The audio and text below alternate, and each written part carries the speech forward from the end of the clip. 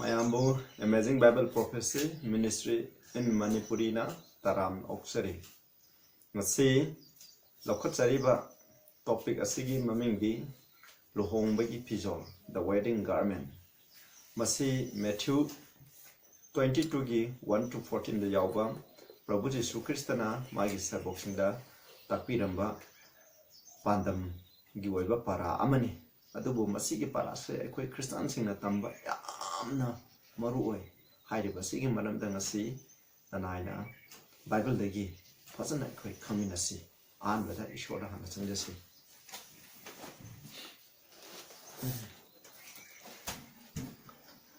sagada leiba yam shaw thogana nei paisho ki thogan dagi ngasi wedding garment luhongbagi phijol kari no apsigi maramda Pop Seblam Nine, Kunjakraba, Asum Harado by Shaw Sinauchinda Nasi Saruya Katori, Ba, Abukudim Haki, and it would be Matunga or him view. Nahana palm the white and the Sina vegan, Nahan vegan by Shaw. Taribin, Punkudim Dutchina, the one saying nothing vidana, Mokoy to more than Ambidana, Naki washing us in a Mokoy to Moisho from a view. Asum was lotion in the Zapang view. Prabhu Jesu Christ in the Koranjari. Amen.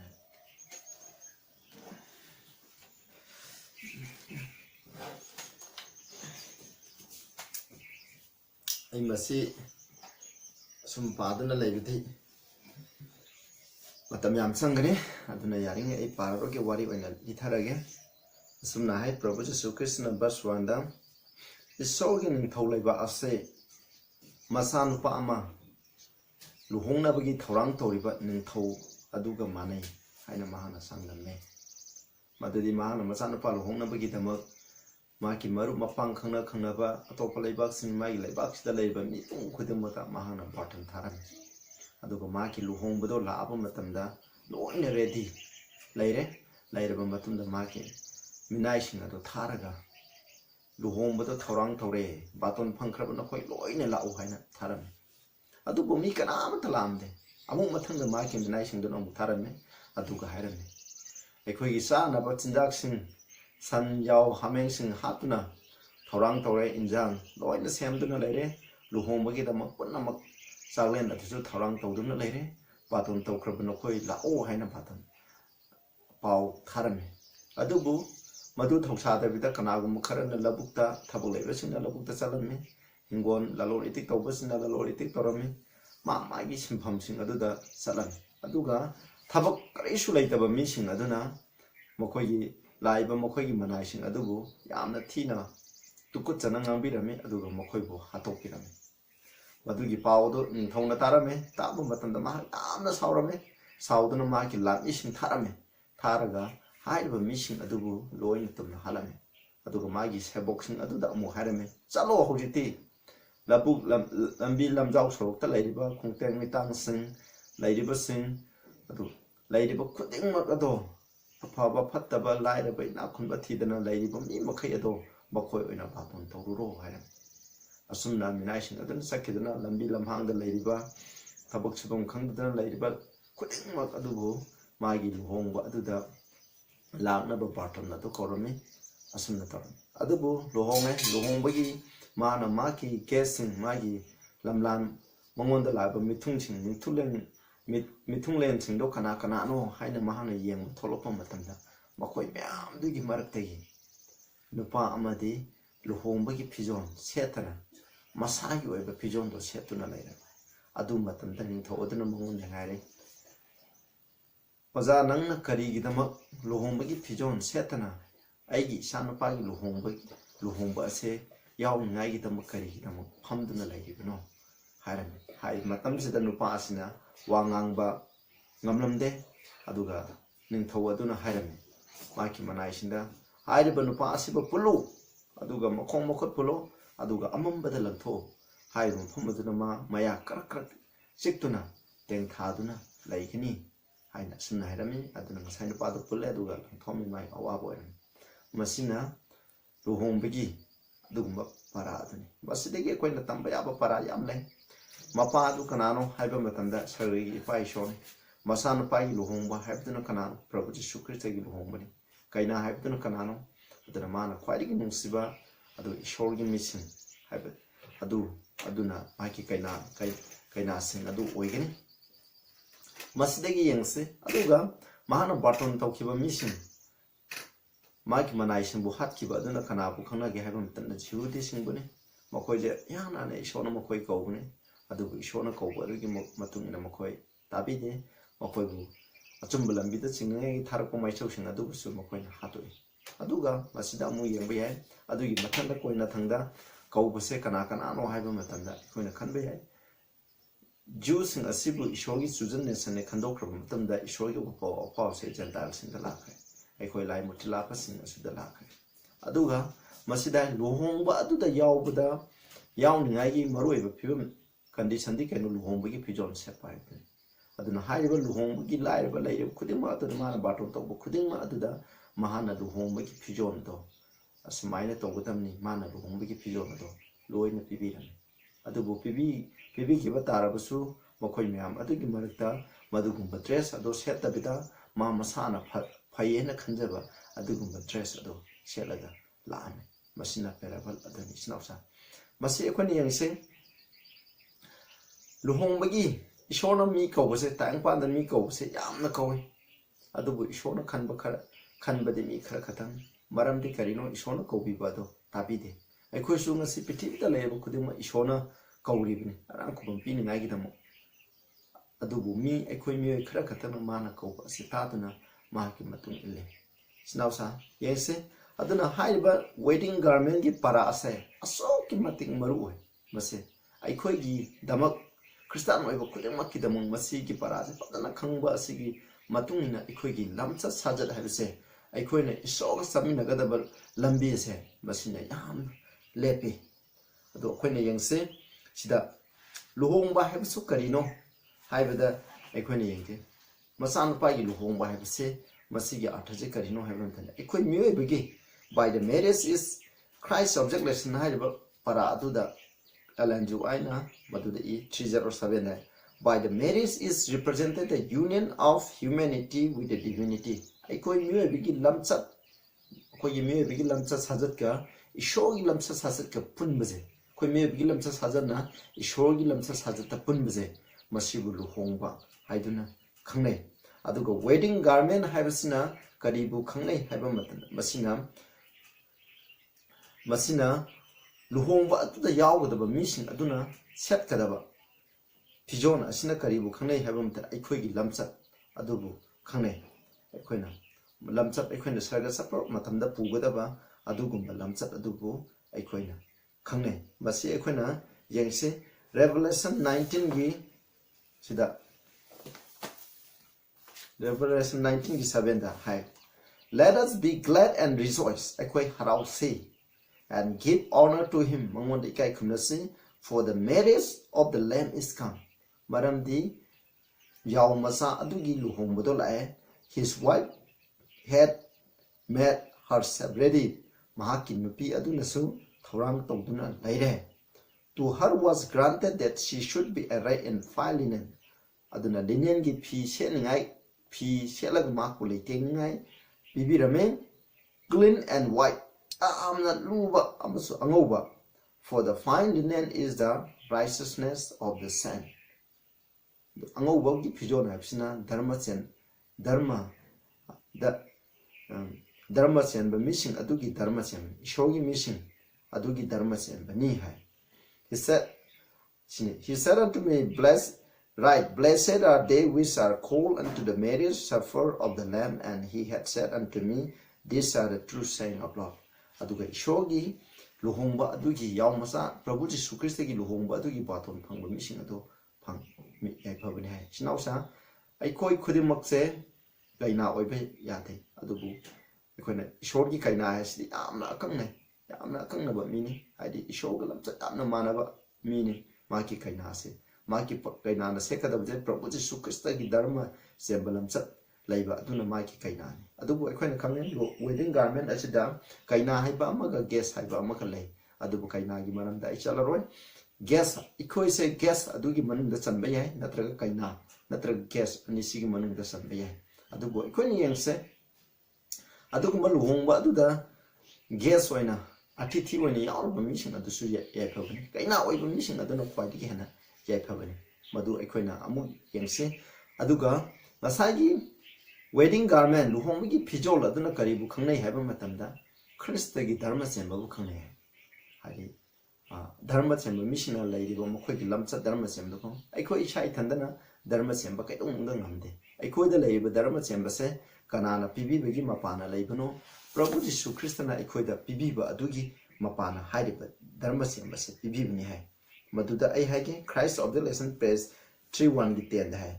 ꯁꯤꯗ ꯉꯁꯥꯏꯒꯤ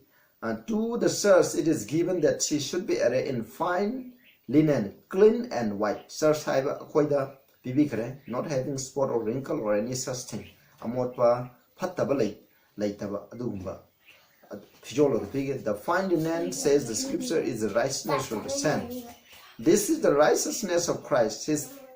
own unblemished character. That true faith is imparted to all who receive him as their personal savior. Asigumba amna Christagi mamanjamba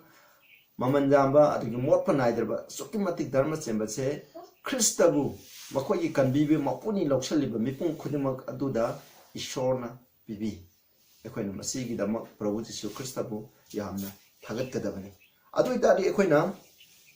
ꯍꯥꯏꯔꯤꯕ ꯄꯤꯕꯤꯕ ꯑꯁꯦ ꯍꯥꯏꯔꯤꯕ ꯙꯔꯃ ꯆꯦꯟꯕ ꯑꯁꯦ ꯑꯩꯈꯣꯏꯅ ꯀꯃꯥꯏꯅ ꯐꯪꯒꯅꯤ ꯍꯥꯏꯔꯤꯕ ꯙꯔꯃ ꯆꯦꯟꯕ ꯑꯩꯈꯣꯏꯅ ꯋꯦꯗꯤꯡ ꯒꯥꯔꯃꯦꯟ ꯍꯥꯏꯕꯁꯤꯅ ꯒꯥꯔꯃꯦꯟ ꯑꯗꯨꯅ ꯈꯪꯅꯩ ꯑꯩꯈꯣꯏꯒꯤ ꯂꯝꯆꯠꯄꯨ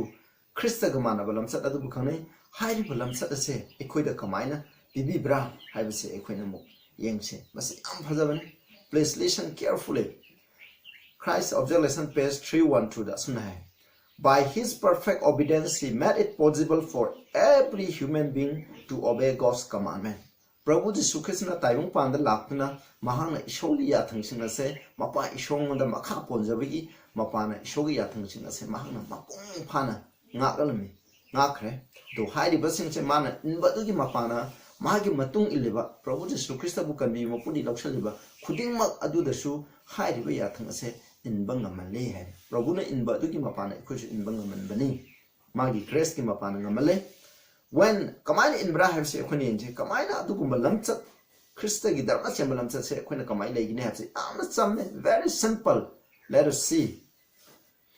when we submit ourselves to Christ ekhoina Krista da submit tawba surrender tawba ekhoigi aningba pa mo kudamak se ekhoigi will ekhoigi conscience reason kudamak se ishong on the katoba matam koina katoba manam katok pa di ishona ikoida khanganba adu khatang inba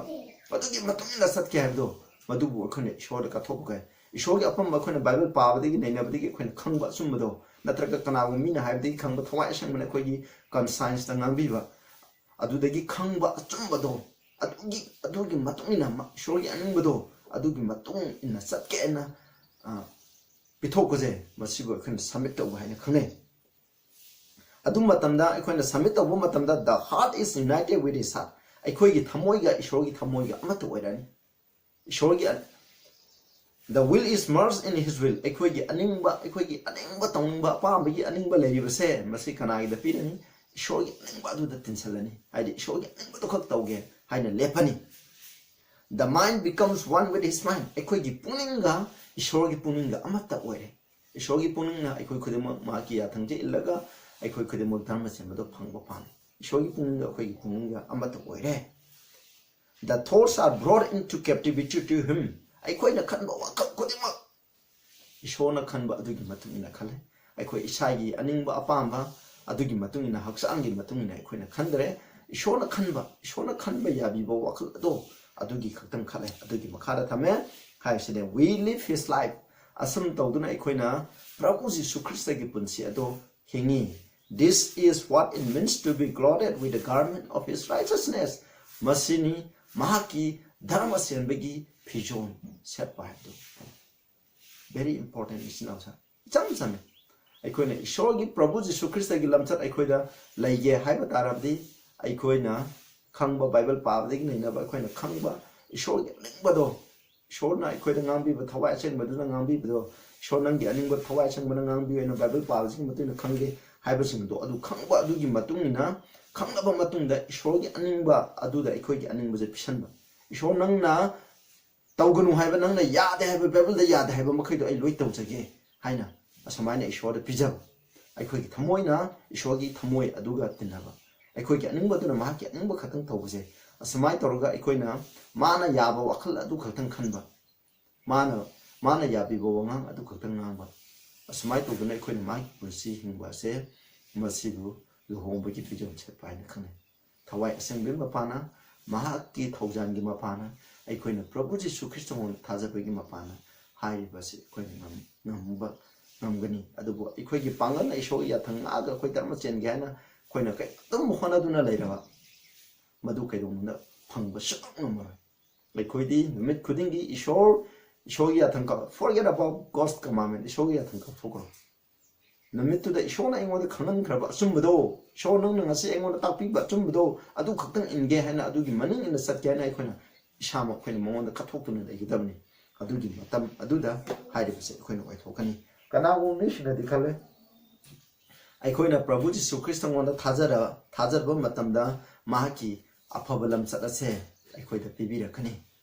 Haina sumna sale aduga magi apabalam chadasina ai khoi hau khiba pap sing koina hodi toriba pap sing adubu loina kupsan biragani ana haina khale masidi yamna aranbani the garment is the character which God works in us adubu koina kawro debdi asegumba phijona se lohongbagi phijona se kaidoba masi ishona ai khoi gi thamoida ai khoi gi puningda thabak subiba adugi mapana ai khoina phangba adune bisnausa amu yangse pamina se Digital address page 555, Haidba 56 9. The righteousness of Christ is not a cloak to cover unconfessed, unforsaken sin. Isorgi dharma chemana Prabhu Jesu Christa gi dharma chemana aikoina pap haidok chadaba aikoina pap haidok chadaba aikoina khangba pap haidok chadaba pap lairagadi madu kaidonunda kupsan biroi. It is a principle of life that transforms the character and controls the construct. Ishogi dharma chemba ibse niyomam ni karamba niyom aikhoigi thamoida lerga masina aikhoigi wangang sangang lamcha sajat adubu honghalliba aikhoigi thamoida leiba ishorbu prabhu jesu christ bu kanbi mapuni haina loksalaga thawai asengmana aikhoigi thamoida lerga wangang sangang control taholiba khoigi lamcha sajat honghalliba adugumba niyam adubu masi dharma chemba kawai masi wearing garment ni masina holiness is wholeness for God. It is the entire surrender of the heart and life to the indwelling of the principle of heaven. Sargagi aduguma niyom singadon aikhoigi thamoi manungda lairaga ngangle ibado adugi matung ina induna chatpado adubu asengba dharma chemba punsi hani kawai sinasa aikoi loina mak khudol ni hairo pre khudol do aikoina aikhoigi thamoi da prabhu jesu christ bu invite tawgadami thawai asengba je invite tawgadami aduga mana aikhoida lairaga aikhoigi wangang sana loina control tawgani ai isamak tana control tawgani habdi oi thoktabni aikhoigi itaudi aikhoigi thamoi je monda sinaba aikhoigi will aikhoigi aningba apam je will power je aikhoina monda sinaba shona na khangbudo injage na khoinen aduga khoina inbawba adu matamda shona pang bibi gani sideda hai aikhoigi lamsa se kamaina semi habdugi Maramda Mudian say, even your thought must be brought into subjection to the will of God, your feelings under the control of reason and religion. Aikogi wakal, aikogi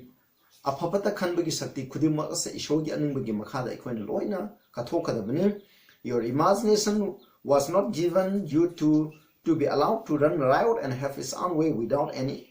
effort at restraint or discipline. Aikogi wakal aikogi aning bapam de aina kanba adugi matung aina khaning baina tawing badugi matung na masi hingsa tawge mi hatke oktaba tawge phattaba tawge habigi wakal do adu koina khaning bo wakal do adu khaning hai gi dama ishona pibiba natte hai misi if the thoughts are wrong the feeling will be wrong aikogi wakal akoina khalibo wakal singna phattaba khaladi aikogi feelings akoida phawriba akoigi feelings apamba singdo madusu loina aranbo oigini hai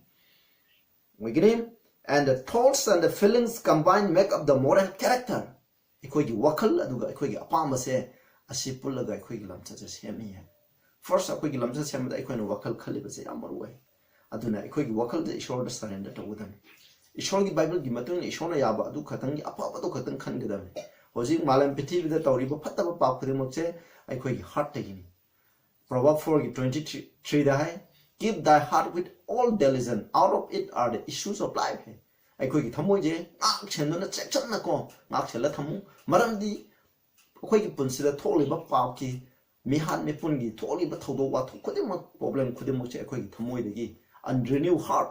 thamoi pung hong da ba thamoi adu da gi tholok pani hai sinau sa aduna ai thamoi je control to ba se amaru oi masi gi damu ai wakal je ishona bible da pi ki do adu gi matung ai satsi ai khansi hai bisini masida aduga khoi na kawro de bana moral perfection it requires of all never should we lower the standard of rights in order to accommodate inherited cultivated tendency to wrongdoing we need to understand that imperfection of character is sin ai पृथ्वी दा लाखरब अखोय खुदिमना लमचत मपुंग फाबा हैबसे दरकार लाई इशोना अखोय गी दरकार लेबा लमचत मपुंग फाबा हैबदि करिनो आइना खंबगी मतुंग ने इल्लिबदो अदु लमचत मपुंग फाबा कोय आइना इशोगी अचुंबा चाम खंगगा चाम दो इनगदमने चाम गी मनुंग अमा खतंग खंगगा आइना अमा खतंग इनबनी मदु मपुंग फाय अदुबो आइना तरा खंगगा मापल इलदि आइ मपुंग फादे चाम खंगगा 99.9 इलजु आइ मपुंग फादे aina khangba achumdo adugi matung enbaje masi mapung phai masi buni ekhoina ishona asigumba lamchat mapung phabaje ekhoida darka lai hai mase adu kaidong da isogi dharma chenba standard adu ekhoina hanthanigai magi thak adu hanthanigai honaroidamni hantharaga ekhoigi aningba apamba ipai pudagi thangtharpa khoigi phattaba hainabi lamcha sajache masi gi sananigai ekhoina kaidong da honaroidamni kawroidaba amana lamchat mapung phada ba se pamni imperfection of character is sin haibdi aikoina khangbagi matungina illaga satta vibe se pamni habse sinausa James 4:17 da haikre khangaga achumba khanga tawdabado pamni bible na aikoidi darka leble aikoina khangbado adugi matung enduna sapado mapung phabni adubo aikoina khangduna adum leheloi aikoina ngasi ama khangagadi hayeng ani khangnaba ishona mathang step by step takpirakani adugi matungna aikoina chatlabdi adu mapung phaba kawi sinausa atubu hojiki matamda many men may now excuse their defects of character but in that day they will offer no excuse aikoina hoji koi di time pa da mapung phaba mi kana so laite no man is perfect two ear is human araba ta wa je khoi mye bi pok pok ki laba hanera puni hana min hai masimi ki sana bini philosophy ni masi aran ni asmai to dana koi koi lamchan mapung phaba darka laite ngamsu ngomoi hana hai adu bi shon koi da pi standards aina khang madu matung da pi ni very simple ichomak ta laiba mapung phab do khoi leigini leiu hai banate ishona magi spear da mapung phab ne khoi ngamba tha adu da khoi gi level da mapung phag da ne khoi na mapung phab ai chen dum process ni saga da leigo su ishogi lamchat adu da khoi andum nangna leigini adu masi ke dum da ishogum nu mana ba oiroi maduni sinau sa khoi na kawo se khoi gi lamchat asoi ba je mi kanao mi sinai khoi gi lamchat se asoi ba je equina ngasi cover tong bo haje adubu Prabhu Jisu Christ na lakmo matamda mana ikhoda ti ba chance se masigi matung ni satta ba tarakadi aikoi matam du da di aikoi nan thong ngai pai kari amata leiroi hai sidaida amuk second testimony for the first volume like adugi volume 2 gi page 453 God will not accept nothing but purity and holiness asengba haibse asengba lamcha sajad haibse natana ishona karishu mana yabide one spot or one wrinkle or one defect in the character ekoi gi lamcha sajata dat ama aduga ekoina wrinkle ekoina phida gum masup haibido adugumba ama leiraba one defect soiba ama leiraba adoi taragadi masina hai will forever devour them from heaven with all its glories and treasure sagagi matik mangan lan thumna pek thalaba matik mangal adudagi mahak asibu tan thopigini ai shu tan thopigini aikoi gi lamcha ta soiba ama leinati aikoina khangdaba ishona yade haiba aigi thamoi deko masi ishogi lamchana ishogi bible na yade haiba aigi thamoi da aina khangba ama leiraba madu yokhatuna leiraba maduna ai shaga sanganba adudagi tan thokani sino it's very clear masi bible na haibani aina haibana te yengchi adu tadi akoi gi lamsat ta leiriba amotpa defects adu karino hai koina hojik tam khre akoi gi wakhal haibasiga akoi gi apamba siga pullaga akoina lamcha cha sem adu taradi masi asoi baje karino akoi gi wakhal akoi gi asoi ba habdi akoi gi wakhal lana khanba akoi gi apamba do shonan shogi nataba apamba leibido madu bo akoi gi asoi ba haina khangnei koina sida akoina adu bu akoina kawroi dabana Prabhu Jisu Kristna lakpa matamda akhoi gi lamchar hongdokani habse kaidongda khangan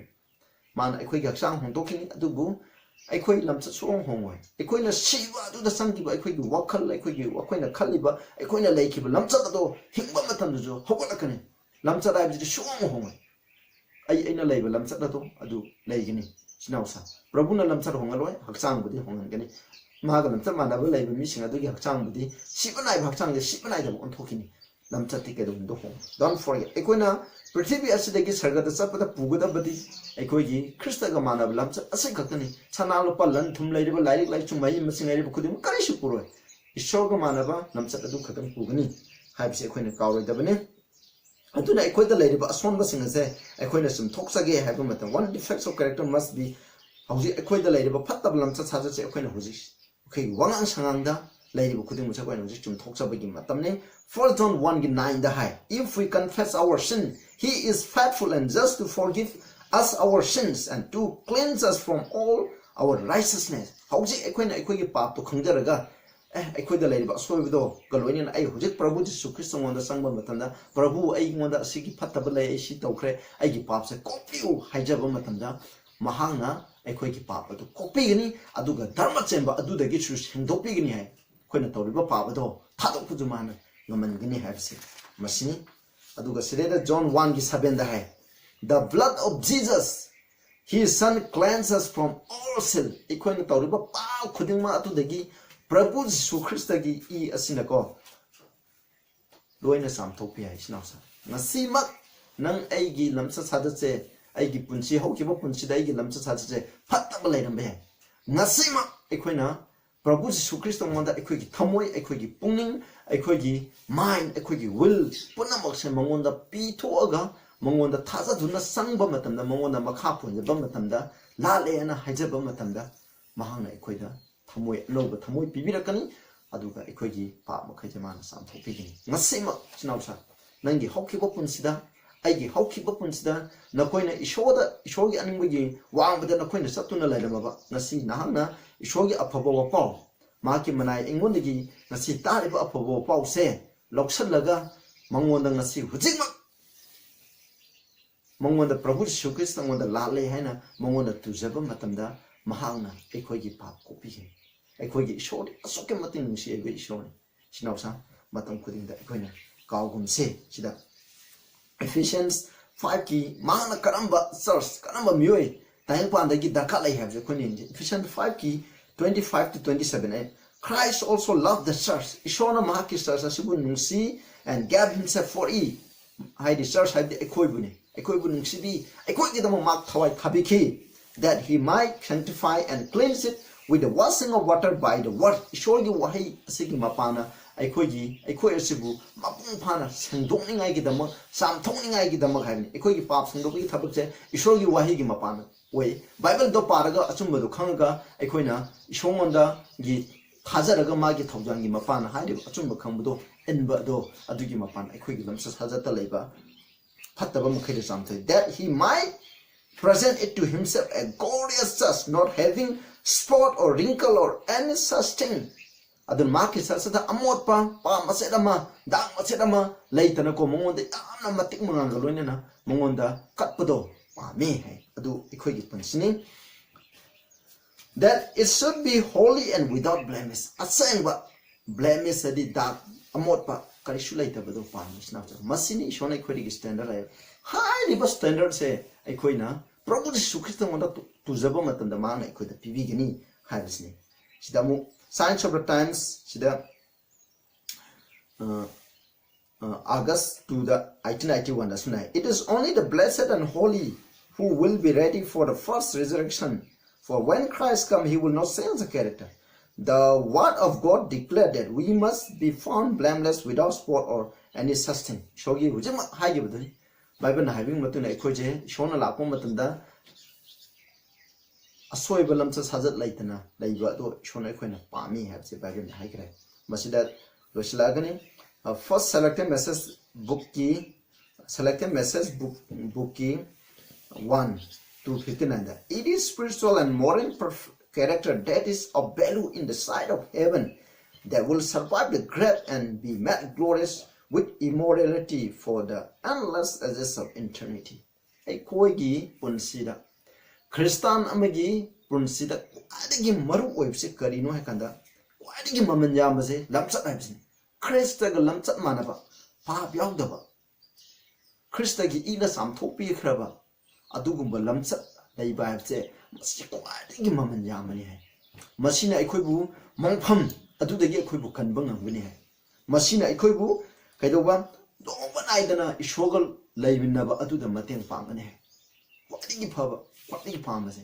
koina lairik laisu aiba sen paiba sana lupa leibudu ishona phamde sinapsa ma kalam chat manana leiba ma na ikoida khanganba ma ki achumbado adugi matung induna satpaje masi khaktani ma na ikoidigi pamba masini ma gi mengda kwatigi maman jambase ikoi kristana moina koi prithivida leiringda phangada baje mas tangada baje masineba masidi sana lupana lanthumna leiriga phangba ngamba nate masidi icham samna prabhu jisu krishna manda thajabegi mapana mahangna pibiba thaujan adugi mapana mahakna haiba thawai asenguduna haibado adugi mapana ikoina mahaki pangana sasaba adugi khakegi mapana ikoina phangni hai sida ikoina hai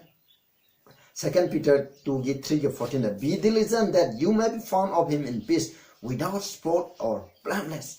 aduna ishona lakpa matanda prabhu jisu krishna lakpa matanda ikoije lamchat mapung phana maki mamangda lepni ngai koi honasi koigi adugumba lamchat mahna bibi kiber standard adu koina leitaba matamda tarabadi adugi matam madu de koi yamna ikaiba nangani hai sida lere in his effort to reach God's ideal for him the Christian is to despair of nothing aikoina ishoga lamchat manage haina aikoigi punsida mahak lamchat manaba phangningai aikoina honaba matna aikoina kaishu ninghaningai leite moral and spiritual perfection through the grace and power of Christ is promised to all. Ishona pibiba Prabhu Yesu Krishna pibiba thaujan amasung ma ki sakti gi mapana aikoina lamchat mapung phaba haibse aikoi oithoi hai ngamali hai ai ishai thanai pangana lamchat mapung phaba ngamba nate ishor gi thaujan Prabhu Yesu Krishna gi pangal adugi mapana aikoina ngamgani. Jesus is the source of power, the fountain of life. Prabhu Yesu Krishna na pangal sakti khudimaki horofamni aduga aikoigi ahingba punsigi ithut adu mahakni haibase aikoina matam khudingda aikoina kaumsi isnausa aduna aikoi ngasimak aikoi ishorda surrender tausi aikoigi aningbaje ishor ai nangonda pijare nangi aningba khak tawjarage nangna pamdaba amok kai tawraroi nangna pamdaba wakhal amta khalaroi ishona na ingonda thaujan pibiu nahna pangal sakti pibiu nahki punsi adu hingba ngambiu haina aikoina changjaba matamda prabhuna aikoida pibigini aikoigi paw khudima kaloina na aikoigi punsida ishona pamdaba thadoktuna leiba leiraga junga sima aikoi prabhu jisu krishna ngonda pisi aduga mana aikoigi papsing adu loina samthopiraga achuki mati maki luhongbagi phijol khoina sagat sapada setkadaba adugumba dharma senba adu mahana aikoida pibigini isnausa aina roibda apil tongmadi hailiba asigumba dharma senbagi phijol asina khoi senengba nakoi senengba taragadi hojima aigi loinana Prabhu Jesu Krishna wanda partana thosi ngasimak nangi thamoi nangi aningbudo Prabhu Jesu Krishna wanda piu haukiba punsida taukiba pap kyamarum leiramagasu mangwanda haijo Prabhuna aikoina taukiba phataba papsing adugida mamahana sibibani aikoina tawpa ngamdabado mahaki mapana mahaki thaujangi mapana ngasi aikoigi thamoida Prabhuna laaga loina aikoigi wang sanga control tawruga aikoina mahaki adugumbala dharma chembalam chatado phangba ngamgani sinawsna khoningbra phangba taragati nan lepa taragati aigu loina na pathana tawsi aina ishoda nakhoigi dam haijagi ai ishagi damaksu sagada laiba ipaisho na ko haningai leitana thagatsare na ki sigumba numit asida luhongbagi phijol haibadi sagada chatkadaba masanu pangi luhongda yawgadaba mission amadi kainada pibigadaba adugumba phijol adugumba na ki dharma chemba pap yawdraba amot pakarisu leitabra Prabhu Jesu Krishna ki dharma chemba do aikhoida nahana lemna Prabhu Jesu Krishna ngonda thajabagi mapana mahaki thaujangi mapana aikhoida lemna pibigini haiba asigi dam thagasare ngasi hokiba punsidai pai khoina tawkiba aramba kaya yaurusna napiu aduga sermon asi taraga ipa ngasi degi puning leptuna ipa aina nahana yadaba aigi hokiba punsida ꯑꯩꯈꯣꯏꯅ ꯍꯧꯈꯤꯕ ꯄꯨꯟꯁꯤꯗ ꯇꯧꯈꯤꯕ ꯐꯠꯇꯕ ꯄꯥꯞꯁꯤꯡ ꯑꯗꯨ ꯏꯄꯥ ꯉꯁꯤꯃꯛ ꯍꯧꯖꯤꯛ ꯄ꯭ꯔꯊꯅꯥ ꯇꯧꯕꯒ ꯂꯣꯏꯅꯅ ꯅꯍꯥꯛꯀꯤ ꯅꯐꯝꯗ ꯄꯤꯖꯔꯤ ꯑꯗꯨꯒꯨꯝꯅ ꯄꯤꯈ꯭ꯔꯕ ꯃꯤꯄꯨꯝ ꯈꯨꯗꯤꯡꯃꯛ ꯑꯗꯨꯗ ꯅꯍꯥꯛꯅ ꯕꯣꯔ ꯄꯤꯅꯕꯤꯌꯨ ꯅꯍꯥꯛꯅ ꯑꯩꯈꯣꯏꯗꯒꯤ ꯗꯔꯀꯥꯔ ꯂꯩꯕ ꯂꯝꯆꯠ ꯃꯄꯨꯡ ꯐꯥꯕꯗꯨ ꯃꯉꯣꯟꯗ ꯄꯤꯅꯕꯤꯌꯨ ꯊꯋꯥꯏꯅ ꯃꯍꯥꯛꯀꯤ ꯊꯃꯣꯏꯗ ꯂꯩꯕꯤꯗꯨꯅ ꯏꯄꯥ ꯉꯥꯡꯕꯤꯗꯨꯅ ꯋꯥꯉꯥꯡ ꯁꯉꯥꯡ ꯂꯣꯏꯅ ꯀꯟꯇ꯭ꯔꯣꯜ ꯇꯧꯗꯨꯅ ꯅꯍꯥꯛꯀꯤ ꯙꯔꯃ ꯆꯦꯟꯕ ꯑꯁꯤ ꯐꯪꯕ ꯉꯝꯍꯟꯕꯤꯌꯨ ꯇꯣꯜꯂꯕ ꯅꯥꯏꯕꯁꯨ ꯅꯍꯥꯛꯅ ꯁꯤꯟꯅꯕꯤꯌꯨ ꯑꯗꯨꯅ ꯑꯗꯨꯒꯨꯝꯕ ꯙꯔꯃ ꯆꯦꯟꯕꯗꯨ ꯑꯩꯉꯣꯟꯗꯁꯨ ꯂꯩꯕꯤꯌꯨ ꯑꯗꯨꯅ ꯃꯈꯥ ꯇꯥꯔꯛꯄ ꯑꯇꯩ ꯑꯇꯩꯗꯁꯨ ꯅꯍꯥꯛꯅ ꯃꯇꯝ ꯈꯨꯗꯤꯡꯗ ꯆꯤꯡꯕꯤꯌꯨ ꯄ꯭ꯔꯚꯨ ꯖꯤꯁꯨꯒꯤ ꯃꯤꯡꯗ ꯈꯨꯔꯨꯝꯖꯔꯤ ꯑꯥꯃꯦꯟ